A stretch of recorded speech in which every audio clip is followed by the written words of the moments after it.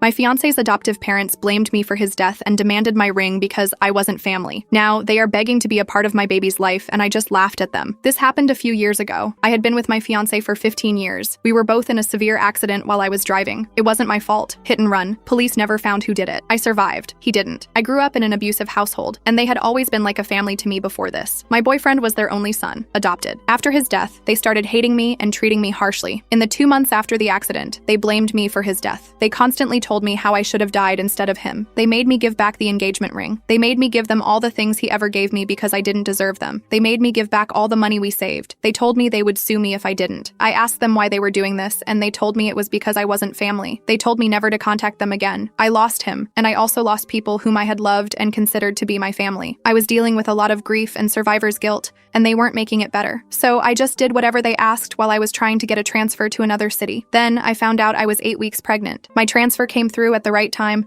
and I left without telling them anything. New city, new life. I was happy. A year later, they tracked me and found out that I had a baby. I mistakenly shared the news with a friend in the old city. They lost their she-tea. They were yelling at me about how cruel I was for keeping their grandbaby from them. They asked me why I never told them I was pregnant. I told them I didn't tell them anything because I wasn't family. They were demanding to be a part of her life, and I told them to take a hike. They told me they would take me to court. I told them that they could not possibly prove that my daughter was her son because he was adopted and cremated. I haven't put his name on the birth certificate. I told her I would tell my daughter about them when she is old enough to decide whether she wants to connect with them.